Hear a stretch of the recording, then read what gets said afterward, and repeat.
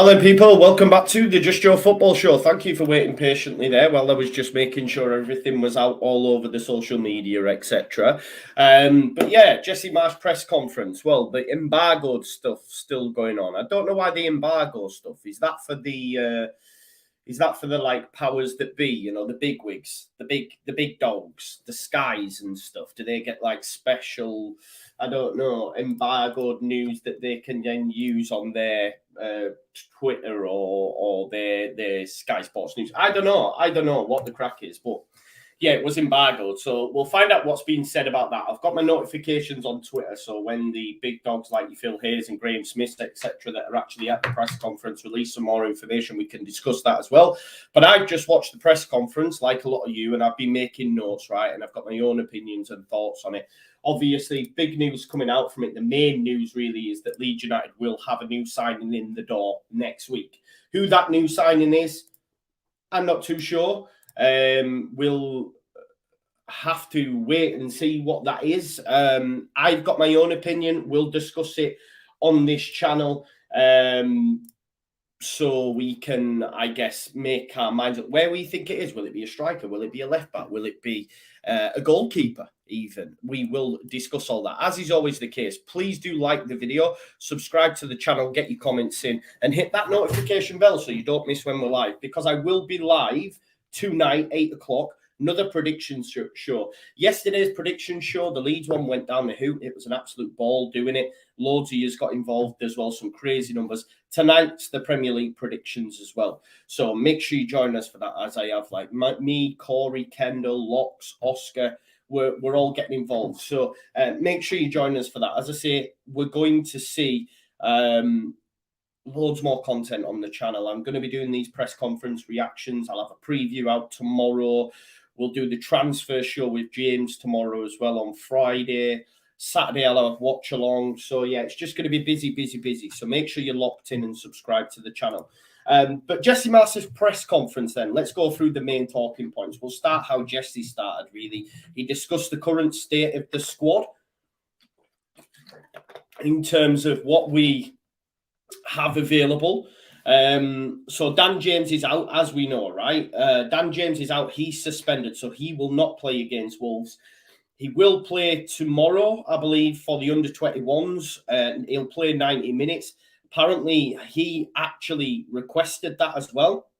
He actually requested it and said that he would like to play the 90 minutes. So that's good of him. He obviously wants to remain fit, and he knows that his place isn't as settled as it was under Bielsa. That's the thing with this squad now for me. They're all battling for a number of spots, you know. So that's good to see. Competition is a good thing, right?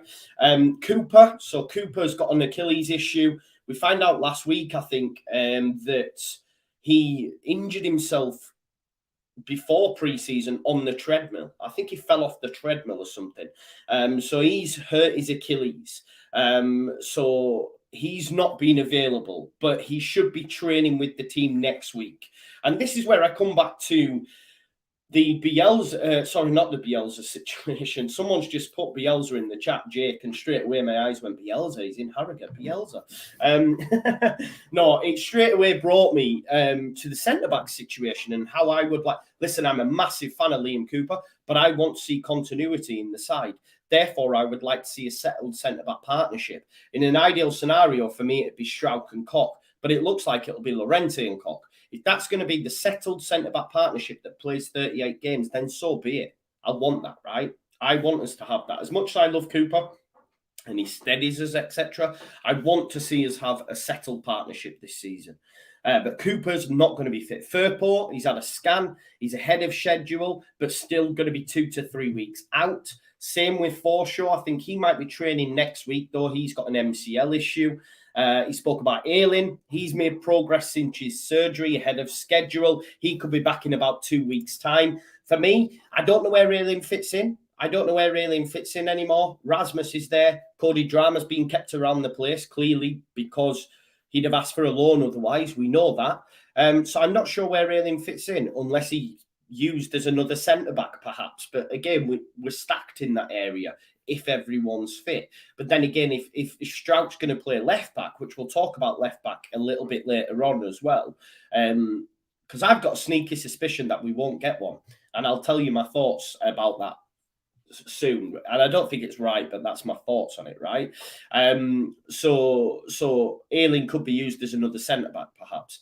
Sinistera, I know we're all wanting to see him, or as my good friend James says, Sinisostra. He's been on the pitch. He's close to top speed and training next week. He may be available for Southampton. Okay, that's good to hear that he could be back next week and fighting for a place. Dallas is right on track. It was interesting to hear him speak about Mateus Bogus, the forgotten man. I remember he scored against Manchester United in pre-season last time we were in Australia. I had him down as my one to watch that season, and then he just didn't feature and he was sent out on loan. The way that Jesse was speaking about him and the way that Bogus, I spoke about him the other day, where he said that I believe they're going to give me a chance. The way that Jesse spoke about him, I think he's going to give him a chance as well. He really wants to have a look at him. So he said Bogus will be in training next week and he could be an option we look at, which again puts Mateus Klick further down the pecking order for me. We're hearing news that Mateus Klick could be on his way to Holland. As much as that pains me, if Mateus Bogus is also being looked at, but then they're happy to move Klick on it, I understand why he wants to move, right? He needs to play in the World Cup, etc. So it looks like by the end of the summer, by the end of this window, by September, Mateus Klick won't be playing for Leeds United, I don't think. The goalkeeper, Van der Heuvel, I think it is, he was in a car accident, so I hope he's all right. He could be out for a couple of months. I don't think he's anywhere close to the first team, but he's out. And also Christopher Klaassen, he was asked about Klaassen around about the goalkeeper situation. He says he does have a knock, but he will be okay to be on the bench. If I'm being honest with you, I don't think he is okay. I think Jesse's protecting it because they haven't got a keeper in the door and they're just hopeful that Meslier doesn't get injured. So therefore, yeah, I mean, a keeper, really, they just sit on the bench, right? I mean, it'd be just Leeds United look for Meslier to be getting injured, but I'm not too sure if Klaassen is 100%, but he will just be sitting on the bench, right? So, yeah, that was like an update in terms of the squad and the situation that we're in. We're almost, I know I've just been through a lot of names that will be missing there, but first teamers in that, I keep saying Sinistera potentially, but again, you know, we haven't seen much of, and Cooper, Firpo, yeah, but yeah, I think we'd all prefer someone else. He was asked about Leeds United being new look. Will this be a new look Leeds United? Now that you've had pre-season, you came in at a difficult time. He said, look, there's less pressure in pre-season. We've invested heavily in the tactics and set pieces. He mentioned set pieces about 3 or 4 times throughout the press conference. It's clear he's big on them. As a Bielsa stan, I'm not too keen on the fact that we are buzzing about set pieces. But listen, if it wins us football games, what does it matter? It's just when we're losing football games and all we're banking on is set pieces, that's when it becomes frustrating for me, right? I'm sorry. It is what it is. If we're getting battered and then we're like, oh, we've got a set piece, we might have a chance. I don't know. Yeah, he loves set pieces, you know. He loves set pieces. It's madness. Thank you for your super chats, Sean. I will get to that. So, yeah, he mentioned set pieces so much. He said, look, we've more intensively worked on the tactics we want to employ. Hill Football says, we are the new Burnley. Big up, Ethan. Yeah, I know, right? Set piece masters. He said, do you have enough in the squad? He was asked, do you have enough in the squad losing KP and Rafinha? Obviously, they're massive losses. And I think this is what's been frustrating for me. I take in a lot of content, podcasts, YouTubers. Everyone's got Leeds flunking. A lot of people have got us tipped for relegation or just outside the relegation zone. And the reasoning, and I understand it because they don't know a lot about Leeds United, the reasoning is they've lost 2 massive players. But if we're being totally honest, and I agree with Jesse, because he said the players that we've brought in to replace them are better suited to our system. Yeah. And he actually believes the squad's stronger because of that. And I sort of understand it, because if we're being totally honest, Calvin looked out of place under Jesse Marsch. He was the jewel in the crown under Bielsa. Under Jesse Marsch, his main attributes were negated for me. Yeah, he looked a bit lost at times, and we didn't get the proper Calvin that we're used to.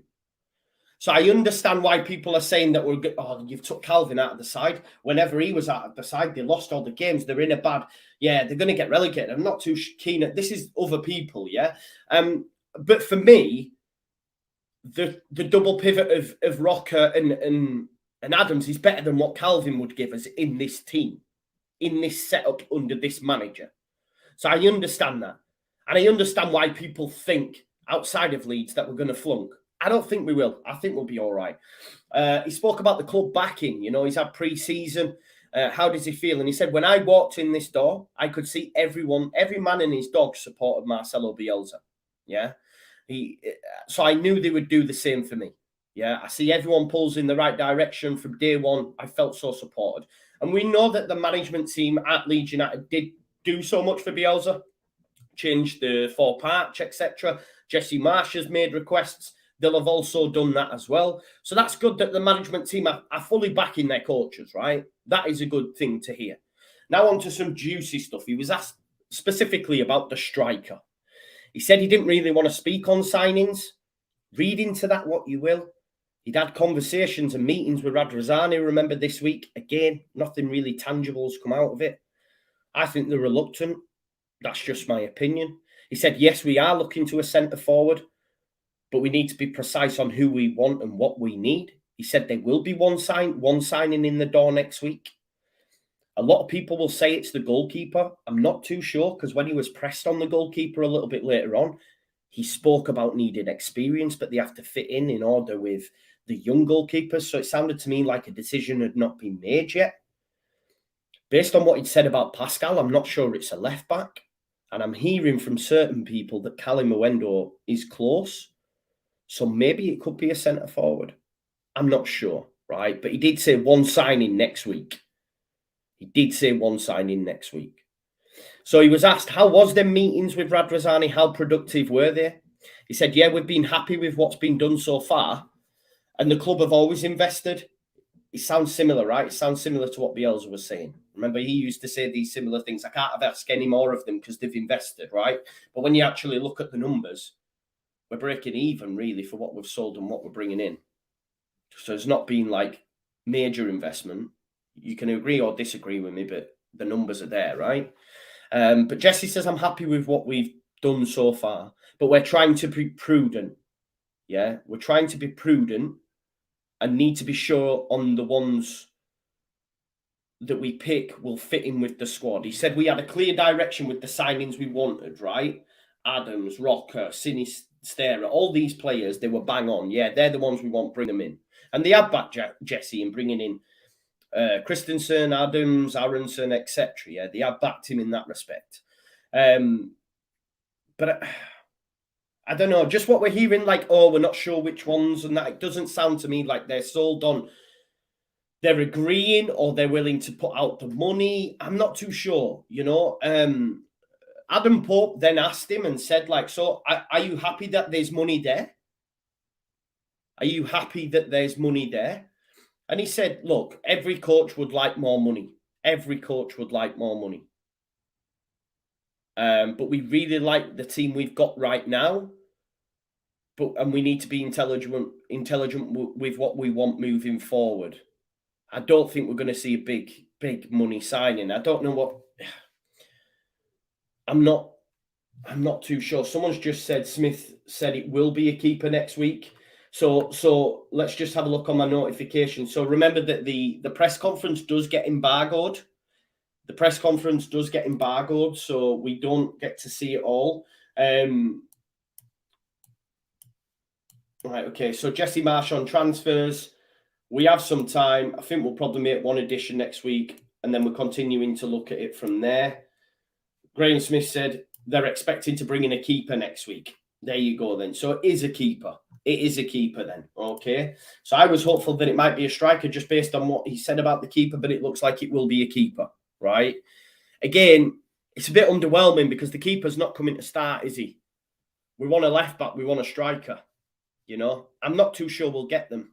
I think they've been, look, the way I see it is Leeds United ran the risk last season because of Forshaw's return to fitness, right?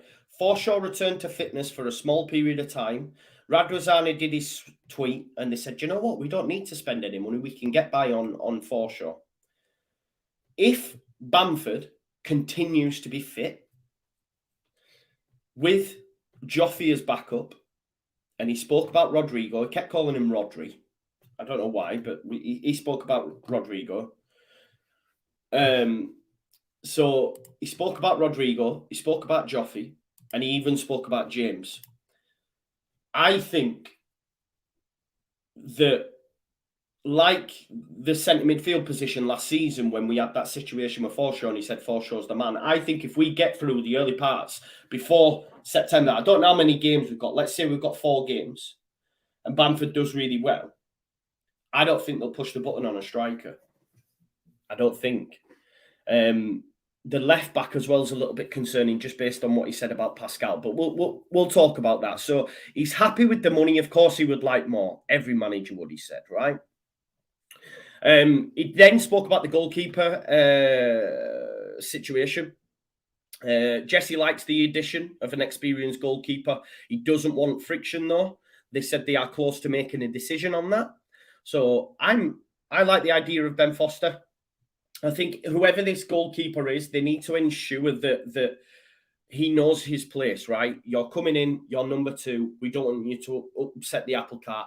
He spoke specifically about Marcus Abad and how he'd fostered a great relationship between the young goalkeepers, between Meslier and Klaas. And you then don't want someone to come in and upset the apple cart, right? You need someone to come in who's going to understand where their positioning is in the pecking order. So I understand that. And we know that Leeds United are pretty big on making the right signings, making the right signings in terms of their attitude, etc.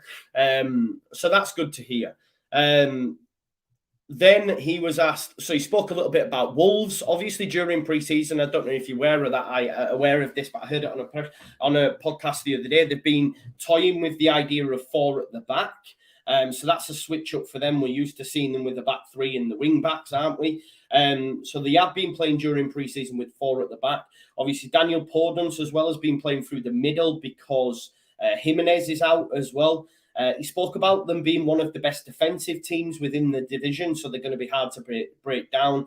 And he did say, we believe we can gain an edge on set pieces. At that point, when I'm making my notes, I put in brackets yawn. Like, I don't know, is the plan to go out and win some set pieces and just, I mean, for me, when you talk about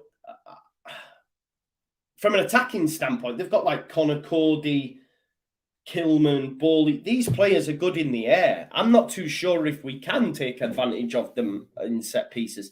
I don't know, but he mentioned it again, set pieces. Look, if we score and win, I'm not fussed, right? Let me just say that. But it's when we're losing that it becomes frustrating. It's like, can we not just try play football? Why are we just playing for set pieces? I don't know. If it wins, you're okay. This is the thing. He did say he was excited for the challenge, which I know we're all excited as a fan base.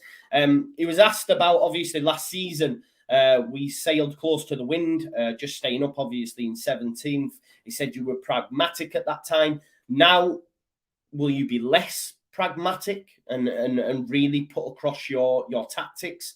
And he said this team will be really strong with the new additions. We can see that they're more wedded to his style of play. You can see that. If you watch that Cagliari game, that right-hand side, when it was Adams, Aronson and Christensen, the way they worked together, you could just tell they were his players. You know, for me anyway, I thought it looked really, really good down that side. So I do think we will be stronger. He was asked what the goals are. He said, I don't want to put no goals out there. We've just got to finish better than we did last year and have a good start. He put the emphasis on the good start. Obviously, last year, we didn't pick our first points up or our first win till about October time. I think the fixtures this year have been kind to us as well. I think we have a good start. We could, in the first 2 weeks, pick up 6 points. Obviously, Chelsea at home will be tough, but they've not had the best pre-season. We'll see what that brings. But I fancy us at the weekend, and then Southampton, it could go either way. But conceivably, there's 6 points there. He spoke about the fact that we have the home match, first game of the season, full capacity crowd, etc., etc. he's really feeding on that, and I expect the players to do as well. He said, we'll play on the front foot, be aggressive, and we believe it'll be a good season. So he's saying all the right things. He was then asked specifically about Bamford. I know there's a lot of people in the chat saying, oh, risking it on Bamford, etc. Is it the right tactic? Listen, if Bamford stays fit, then yes, it is. Yes, it is. I said last week before Cagliari, I wanted JUSTJOE to start because JUSTJOE looked chomping at the bit in pre-season. Then Bamford, for me, looked close to his best against Cagliari. Yes, it is only Cagliari, but his movement and everything was bob on. You know, his movement's exceptional for me, Bamford. You know, okay, it might take him a couple of chances to finish, but the fact that he got some goals against Cagliari does brilliant for his confidence as well. And we know how much, like, Bamford really is wedded to Leeds United. I think, anyway, I remember last season when he broke down and he was crying. Psychologically, he's pumped for this. Jesse said that. You know, Jesse said he looks fit, strong and sharp. He's so close to 100%. He's worked on him tactically as well and what we want from him. What he made a point of saying is now that Bamford's fit, we have a clear plan and this is how we want him to play. He says there's so much more room for improvement for him. He looks great. And psychologically, he's incredibly excited. I think Bamford can stake a claim for the England spot as well. Dominic Calvert-Lewin's out. You know, Ollie Watkins, he'll be fighting for if Leeds have a good start to the season and Bamford's firing on all cylinders. He could get in that World Cup squad, you know, to understudy to Harry Kane. I hope he does, and I believe he can. You know, anywhere between 15 to 20 goals is an amazing return for Paddy Bamford, and it can happen. It can happen. You know, we see how important he is even under Bielsa when he came on against Brentford and got that goal. He know his movement is great. It's so understated. And those that are saying if we're just relying on him, listen, if he can play 38 games, we'll be all right. We'll be all right with him in it. And then Phil Hay asked him, what is his competition? Who is Paddy Bamford's competition? And this is where I speak about the striking thing, because I'm not too sure we'll go for one. I'd like us to. But he said, you know, I don't see it as competition. I see it as support for Bamford. So Bamford's always your number one, right? Bamford's always your number one. And he said, JUSTJOE will support him, but can also play together with him. And then he mentioned Rodri. I think he means Rodrigo and even James. Don't like the idea of James. Don't want James playing striker. That's why, for me, we should get striker, because if Bamford does break down, you can't expect it all on JUSTJOE. And then if JUSTJOE, you know, if we need someone to come in for him because he needs a rest or whatever, I don't want it to be Rodrigo or James, because both of them are just not the ones for me. So I would go out and get a striker, but just where he's talking, I don't know. I think if they feel they've got options there. All I'll come back to with the transfer scenario at Leeds United, if they feel they can get by, they will. We've seen that. Look how many risks they took last season. It was risky. We haven't bought a midfielder for like 9 windows. Risky. Do you know what I'm saying?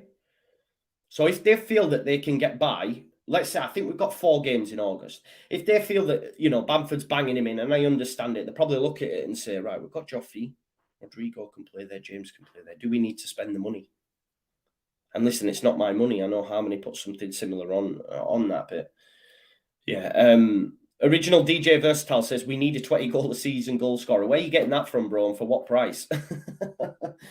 How many players scored 20 goals last season in the Premier League? I'd love to know that. You know, I think we forget these players cost a lot of money, man. It's like when people, you know, right. So only 2 players scored more than 20 last season, and it was Heung-min Son on 23, Salah 23. No one else scored more than that, mate. Cristiano Ronaldo got 18. Harry Kane got 17. Mane got 16. Kevin De Bruyne got 15. Where are you getting 20 goals plus? You know, so, you know, we need to be realistic. I mean, you're just not getting that. And if you are, you're paying more than what we've got. You know, you're paying more than what we've got. Like, if you think about strikers who you'd fancy, Ivan Toney, I'd love Ivan Toney. He got 12. You know, how good was Jarrod Bowen? He got 12. Ollie Watkins, 11. You know, Saka, 11. Zaha, 14. Jota, 15. Jota seems to score every time he plays, and he got 15. So we need a little bit of realism there in that respect for me. They are hard to come by. Yeah. There's the embargoed stuff. Look, Football Daily on about Patrick Bamford. Yeah, so he spoke about that. He was then asked, who's going to support him. Obviously, Joffy, Rodrigo, and James. He was then asked about managing Bamford and Gelhardt, like by Phil here. Like, we know Gelhardt wants to play. He's just signed a new deal. He's chomping at the bit in pre-season. How are you going to manage him? And Bamford, the competition with them too. And he said, that's up to the players. He said, if Patrick's fit in a roundabout way, he plays. That's what he said. If Paddy's fit, he plays regardless. I understand it. He's setting his stall out. You're my number one striker. That does loads for Paddy's confidence. And you can understand it because before he got injured, he was smashing it. He got an England call-up. He says, Joffy then needs to take more advantage of the minutes he gets, and he'll be rewarded for that. And we know that Joffy will do that. It's managing him right, And he also said Rodri again, but I think he meant Rodrigo. Stupid little plonker, Rodney. That's really quiet, isn't it? You stupid little plonker, Rodney. He said Rodrigo's made big progress in the last couple of weeks. And again, I'm like, when I heard that, I'm like, no, man. Because it's like, why has he only made progress in the last couple of weeks? The guy's been here for seasons now. I'm just not sold on him. Maybe it's to boost his ego or whatever. Maybe he needs that. Maybe it's his man management skills. But, he scored a hat-trick against Cagliari, and it's like, oh, yeah, he's really made progress. I'm not sure. We'll see. We'll see which Rodrigo turns up on Saturday, won't we? It was then asked about left-back, okay? This is what throws this situation up for me, because he said...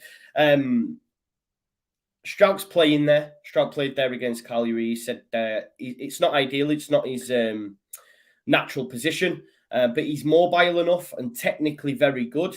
He understands the tactics and he's flexible as well, because if we want to build up with a 4 or a 3, we can use him as in a back 3, if you like, alongside Koch and Llorente. He said he helps on set pieces. There's that word again, set pieces. He said he helps us on set pieces, because he's a big lad. And let's be fair to Strouk, he does get on a lot. He gets on the end of a lot of them. He's just got a bit of a 50p head, so he gets wide a lot. If you can actually position him in the right places, Strouk could get a couple of goals, to be fair to him. I am going to put him for... Do you know what? That's just come in my head. I'm going to write it down while I don't forget, because when I sometimes get these hunches, I have to do it. Strouk's going to score at the weekend. I'm going to put him on anytime. There's my tidbit. I don't know why sometimes it comes to you. Craig says, only 30 likes. Help me out, people. Come on now. Help me out, please, and like the video. It'd be great if you could do that. There's almost 500 people in. So please do like the video. So, yeah, he spoke about that left-back scenario. He did say there are benefits to having him there. And he also said it's a big season for him there. So then I was like, does that mean we're not getting a left back? Because Firpo's around the corner. Jesse's already said that he believes Firpo will be his number 1 regardless. He's then, and when he spoke about Strouk, like someone said to me online, well, he's hardly going to say it's rubbish there. Now, I understand that as well. But when he said it'll be a big season for him there, that makes me think long-term. Long-term. Remember as well, Jesse did that interview, not Jesse, Kjelda did that interview where he was told we wouldn't sign another left back. That was when Firpo was fit. Of course, the club's decisions changed a little bit, or so we're told.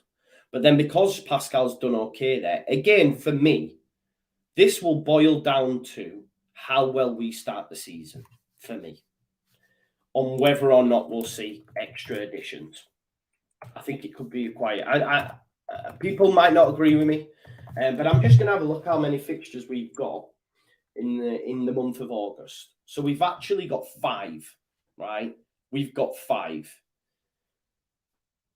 Wolves at home, Southampton at home, Southampton away, Chelsea at home, Brighton away, Everton at home. Conceivably, let's say we get 9 points. That would be a great return. 10 points, exceptional. 7 points, okay, right? It's all about how we start. If Leeds United get 3 wins, right, let's say we win 2 at home, we beat Wolves, we beat Everton, and we beat Southampton, we lose against Chelsea, lose against Brighton.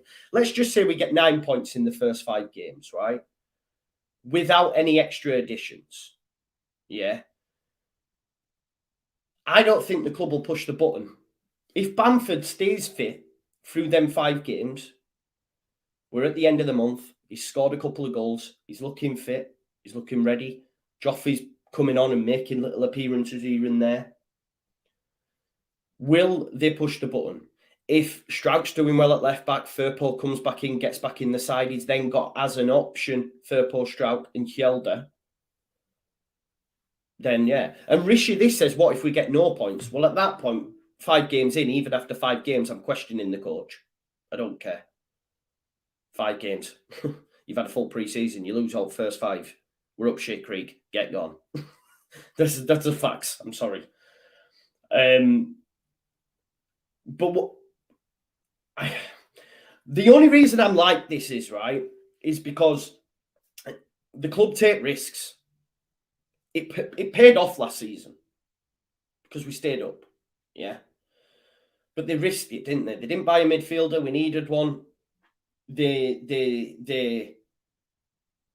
didn't get anyone. They went with Forshaw. Is what it is. This is my thought process. So because they've done that before, yeah, if after the first 5 games we're all right, they'll probably go, Bamford's fit. Do we need to get another striker? We'll be all right till January. Let's just ride it out. Left back, Struik's done really well there and Firpo's back. So I think the goalkeeper comes in next week, but I'm not too sure we'll add further additions based on what I'm hearing. Now, that could all change if we play Wolves, we get beaten, it all comes down Pascal's side and Pedro Neto kills him and they score and they beat us 3-0 or something like that. Then the club will act quick. I believe that. I'm not saying they're going to risk it in terms of if we're poor, they're not going to push the button. But I can sort of understand the thinking if after the first 5 games we're in a healthy position mid-table, we're doing all right. Because people are worried about relegation and that. I get that. But looking at it on my Premier League predictions, Bournemouth and Fulham are down. Bournemouth and Fulham are down, I'll say it. Just like every season, like Norwich and then before them and then before them. Fulham and Bournemouth will go down. They're terrible. They haven't done enough. And then it'll be one more. So I think we'll be all right in that respect. Dean says, are you saying their skin? I'm just saying they've spent what they've brought in.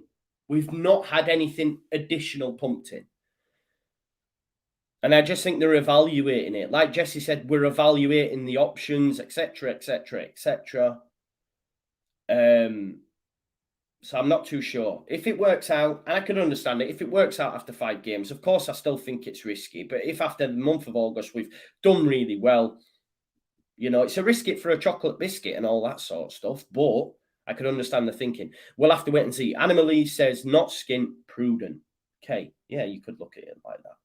But he did say, Leeds United Ultras, Michael says, you can't sack the coach after 5 games. That's crazy. It's more than 5 games, though. If he lost the first 5 playing this style of play,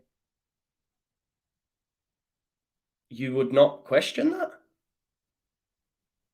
Am I mad for questioning that? 5 games in?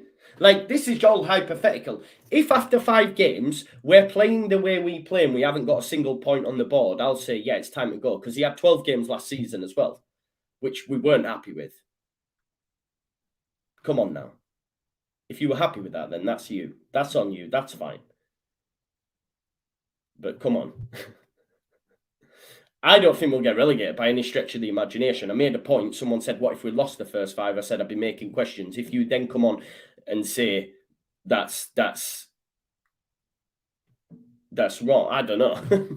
I don't know. Maybe that's just me. I'm still, you know me. We'll see. Craig says, Fulham absolutely smashed the championship, Joe. Yeah? Don't they every time? Don't Norwich? Don't Bournemouth always do really well? They ain't got enough. Marco Silva's saying they ain't got enough.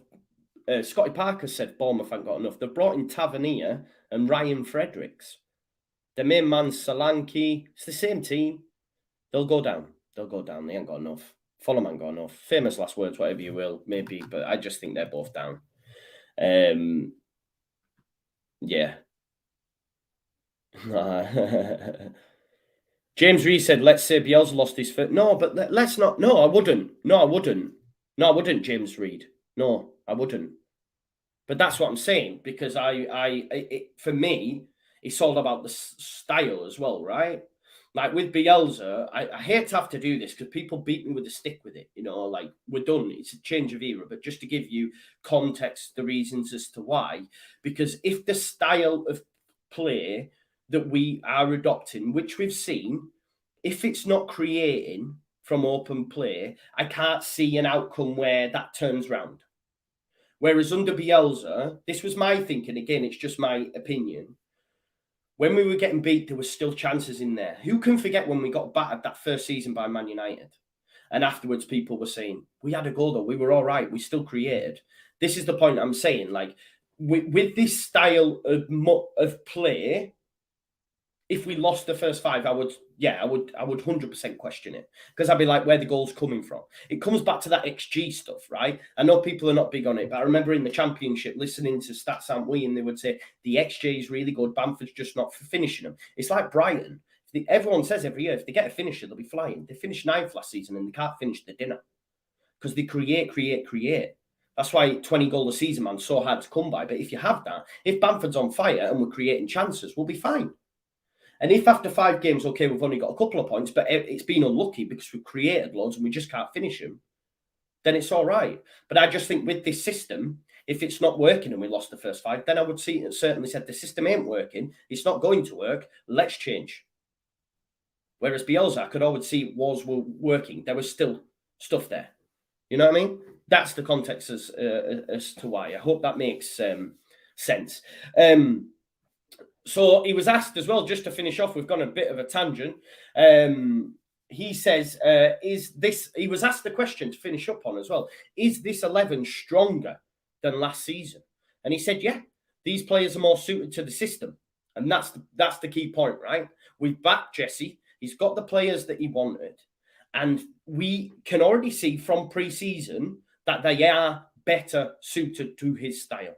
We've seen that from Aronson. We've seen that from Adams. Rocker, I don't think was his signing. It was an auto signing, but it works. It's nice. Yeah. Christensen works nice, right? So, yeah, I can understand why he believes we're stronger, because the players we had last season and the ones that we've let go weren't ideal for his system. Like with Rafinha, he was an out-and-out winger. He put him out wide. He caused havoc. Playing him at right back or playing him so central, we didn't get the best of Rafinha. Same with Calvin. Right, same with Calvin. So I can understand Jesse's comments saying we're better, and I understand why those outside of Leeds think we're worse because we've lost 2 great players, but they weren't actually better in this system than they were under Bielsa. That's why you have managers, systems, etc. He was then asked about the 5 subs, and he said it'll benefit us because we're going to be so intense. I see Jesse making multiple changes at any given time. For example, if we are running at like full intensity, press, second half, 60 minutes, he might say, right, there's 3 additional players, bring them off, and you do exactly the same. That's what I'm saying. I think we'll see a lot of the youngsters. I think we'll see JB. I think we'll see Gray, Greenwood, Joffrey, maybe even Somerville. Yeah, it's going to be exciting in that respect. Just hopefully it comes and turns to points, it turns to points.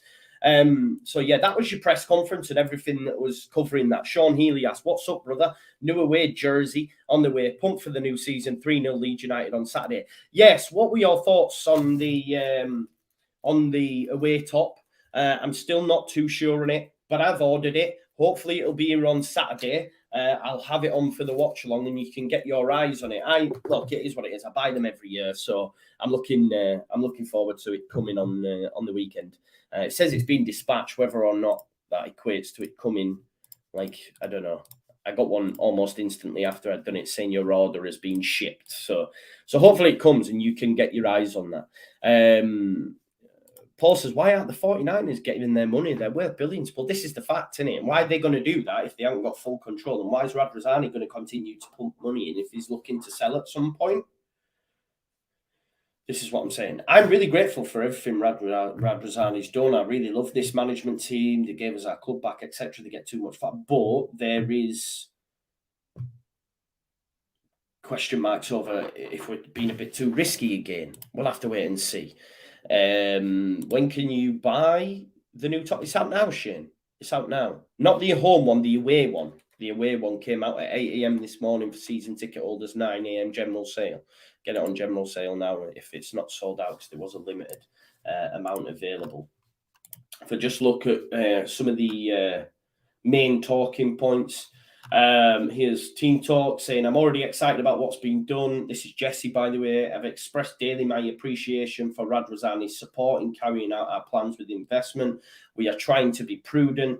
We were very sure in every transfer we attacked, and now we are evaluating the squad closely with what we still need. This is what I'm saying. Like, they're not as rapid as they were, when I think they should be rapid, because we could do with striker cover and we could do with a left back. But when you've got owners, like we've just explained, that are like, right, a bit risky. Do we really need to buy a left back if Strauch does well there and Hjelde comes back and we've got Firpo? Do we really need to buy a striker if Bamford makes it and he's smashing it and Joffrey's coming on? You know, this is what I'm saying. That's what I'm saying. It's risky, but I understand it. If after the first 5 games we get to September, then boom. Click's going to exit, I think. But obviously you've got JB. You have Bogus as well. Let's not forget that. You know, Lewis Bate went out on loan, didn't he? Lewis Bate went out on loan to Oxford. So, yeah, we'll have to keep our eyes peeled. We'll have to say. We'll have to see. Listen, I'm going to be doing this after every press conference. So if you watch the press conference, know that a couple of minutes after that, boom, jump straight across to my channel. I'll be doing this week in, week out. Thank you for everyone for watching. We've had over 500 people, which is absolutely amazing. I thank you all so much for the support. I'll be live again tonight at 8 o'clock with the rest of the Premier League podcasting crew, giving our Premier League predictions. I've managed to throw a few ones to watch in for Leeds United. Don't worry about that. And then Friday, I'll have a transfer show at 1 o'clock with James Marshman from Team Talk, discussing all the latest rumours. Obviously, we'll chat who that goalkeeper is and whether or not we'll get a left back or striker. Then on the evening, we've got the watch along for the Arsenal versus Palace game. Saturday will be wall-to-wall Leeds, obviously. You'll have lineups. You will have the game itself. We'll have post-match stuff, a live post-match perhaps as well. So that's going to be Saturday for you. Then Sunday we'll have the Super Sunday games to do as well. I think Man United play Brighton, so we'll get a look at them. And we will also have City versus West Ham. Erling Haaland and Calvin Phillips maybe will play there. So like I say, it's going to be busy on the channel. Wall to wall. I'm so happy. I'm grateful you all support. Please do subscribe, get your comments in, hit the notification bell. And as always, enjoy the rest of your day. And I'll see you later on tonight. Join us for that. It's going to be a great laugh. Plus, I'll let you into a little secret. Locks has been in meltdown over Leicester City, right? He's been sending voice notes, videos. The guy is on an emotional roller coaster. I've seen it. I can see it. I keep saying to him, Leicester's killing you, bro. Like, you're going to get relegated. I keep winding him up, but at the same time, I'm looking at him saying, he's going through an emotional roller coaster. 1 minute he's here, 1 minute he's down there. There's talk of Fofana leaving. There's talk of Maddison. Schmeichel's already gone. There's talk of Vardy going. They haven't bought anyone. They haven't got any money. Leicester, man, they're going to be my surprise package of the season for bad reasons. But yeah, join us tonight on the Premier League predictions. And I'll see you later on. Thanks for tuning in and enjoy the rest of your day.